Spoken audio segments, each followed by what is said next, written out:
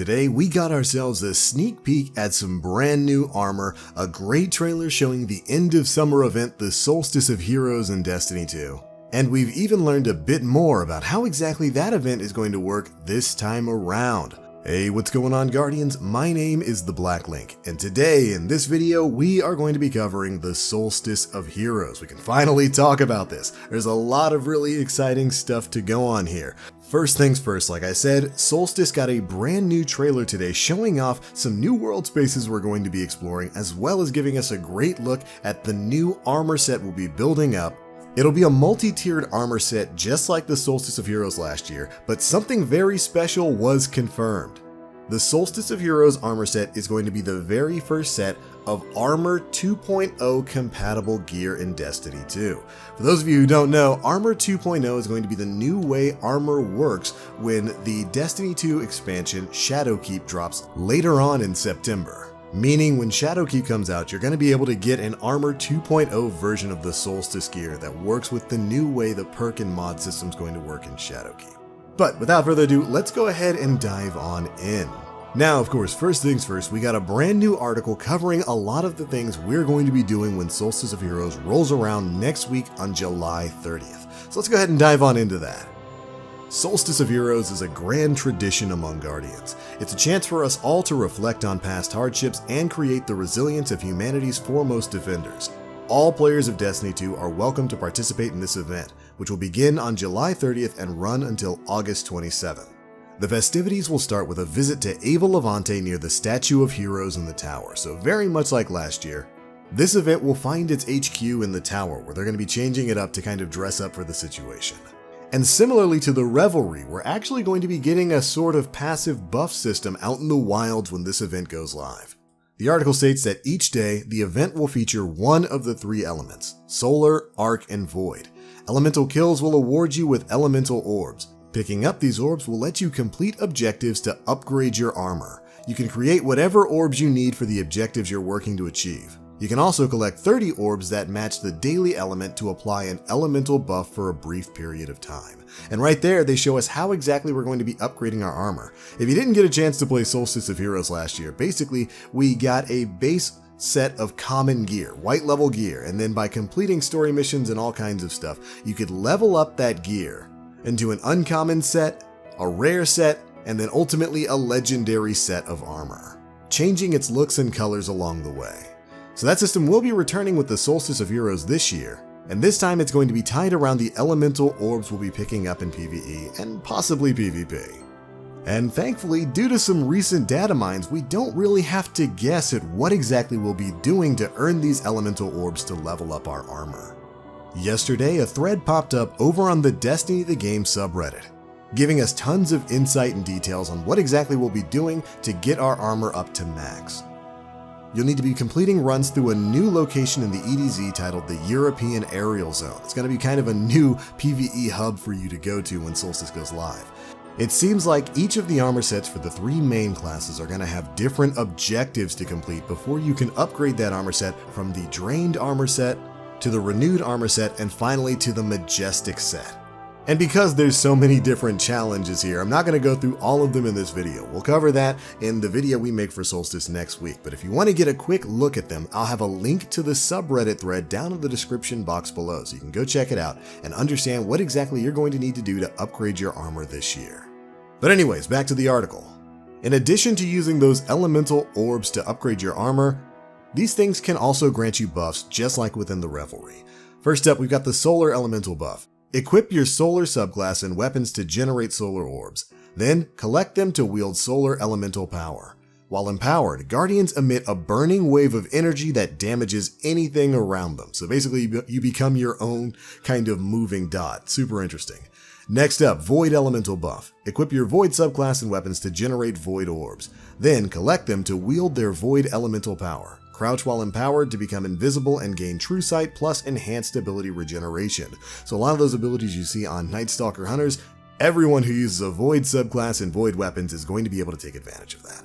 Finally, we've got the Arc Elemental buff. Equip your Arc subclass and weapons to generate Arc orbs. Then collect them to wield their Arc elemental power. While empowered, Guardians move with enhanced speed and deal greater melee and sword damage. So basically, with the Arc buff, you're going to get kind of the pulse wave effect, like what the Arc Warlocks have. Except you get the benefit of enhanced melee and sword damage. It'll be really fun to play with that and see exactly how strong that is. These effects will last for a short time or until you're defeated by your enemies. Have no fear, these buffs will not be active in competitive or Gambit Prime. It seems like they learned their lesson from the spring event. So there we go. Equip your favorite subclass, equip your favorite weapons matching that element, and go pick up orbs to get these crazy buffs out in PvE. Next up, we've got something called Combat Meditations. Ava and Ikora have created a new ritual for you to hone your skills and take full advantage of the new elemental buffs. You will be going to an entirely new area called the European Aerial Zone to take on Hive, Cabal, or Fallen enemies. This is a new 3-player match-made activity that can be launched from the Tower of the Director. And then we get a great shot of the new European Aerial Zone, of course taking place on Earth. We actually got to see this in the Season of Opulence trailer a while back. If you remember the wrap-up video I did for that, I mentioned that there was one scene that looked like it was in the Trosslands, but there was floating platforms and land masses in the background. It seems like that was a reference to this here. Your goal in the EAZ will be to defeat as many mini-bosses as possible before time expires.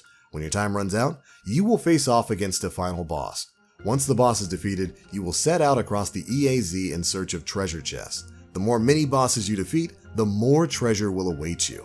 I love this. This is like a mix-mash of a bunch of different things. The Haunted Forest, from Festival of the Lost mixed with the Infinite Forest change in the Revelry plus the Menagerie. It seems like they're taking a bit of inspiration from all of those different game areas and throwing it here into the EAZ.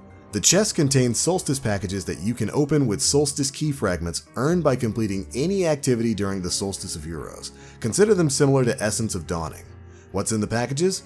Well, from those you can get rare and legendary gear, enhancement cores, and materials. And once you've earned legendary Solstice Armor, Solstice packages will reward you with additional armor so you can hunt for roles with enhanced perks. Next up for the rewards, collecting all of the Solstice legendary armor sets on all 3 classes will give you access to the EV-37 Void Streak Sparrow. And we get a nice little look at that here. Now, like I mentioned before, of course the Solstice gear is upgradable. You'll be doing challenges per class to upgrade your legendary armor set from their drained uncommon state to the renewed rare state, and then completing the armor upgrade process will grant you the majestic legendary armor. To upgrade the armor, Guardians must complete a variety of objectives on each armor piece before advancing to the next set. There will be a final set of objectives available to unlock the Masterwork version of the set. And of course, like I said before, there's a link to the description box below if you want to see exactly what each challenge is for each tier of armor. But we get a great look at the 3 different armor sets there, and I gotta say, the Majestic version looks fantastic. Although I will say it's kind of a bummer that for people who ran Solstice last year, they don't get some kind of, a little bit of a line skip to skip ahead in this set and maybe start with the legendary gear or at least the rare gear as a thank you for playing this event last year. But, like I mentioned before, there is a benefit to leveling this stuff up. And that is its compatibility with Armor 2.0. The article states that Bungie decided, based on player feedback, to make the Solstice of Heroes armor set the first 2.0 armor set you will receive, assuming you earn the Majestic version, of course. Whatever full legendary set you earn now will have their new Armor 2.0 versions waiting for you to pick them up from the gunsmith when Shadowkeep releases. You will be able to see only the set for the character you're logged in as, and you'll have to switch characters to claim the other eligible sets. So there we go. The Solstice gear is going to be 2.0 compatible when Shadowkeep releases. Basically, if you go through the entire Solstice grind, you get that legendary gear set. When Shadowkeep comes out, you're going to be able to pull an Armor 2.0 version of the Solstice gear out. Very happy the community was super loud about that. And I'm definitely going to be grinding this armor set up. Then after that, of course, we get a look at some of the incoming Eververse items. Now, just like many other events, the stuff in Eververse that's going to be coming with the Solstice of Heroes can of course be bought with either silver or bright dust. And they go on to note that all of the Solstice of Heroes Eververse items are going to be available for bright dust at some point in time during the event. Additionally, armor glows are going to be returning for the Solstice of Heroes. These will show up on any version of the armor set to provide Guardians with an enhanced look, and it looks a little bit better than the slight chromas we had last year. If anything, some of these look kind of like the old ornaments we used to get for raid gear back in Destiny 1, and I gotta say, it looks really good.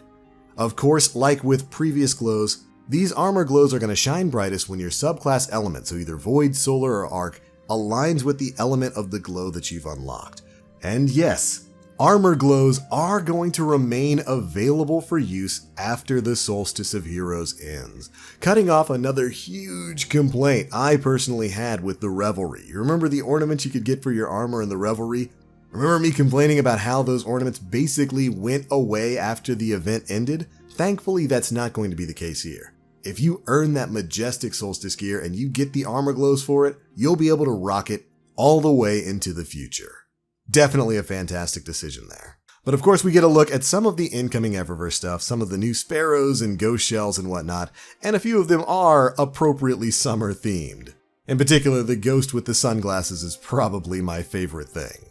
But for the most part, that's it, Guardians. That's the Solstice of Heroes. We are also, of course, getting bounties and whatnot that are going to go along with this event that you'll be using to help level up your gear, of course. And that'll be covered in the link in the description that takes you to the subreddit thread that data mined a lot of that. So if you want to get a heads up on what some of the bounties are going to be, it'll be down in that link. Now, as a quick note for those of you who've been trying to complete your Moments of Triumph, there are 2 additional triumphs tied to the Solstice of Heroes event. And also, they're going to be making Gambit available to all players in Destiny 2 during the Solstice of Heroes from July 30th to August 27th. But alright, there we go. That is it for everything in this article. That is the Solstice of Heroes 2019. Those are my thoughts. I think it looks really fun this time around. They fixed a lot of the issues from Solstice of Heroes last year, thank goodness. And I personally cannot wait to get my hands on that armor set. It looks too good for me not to.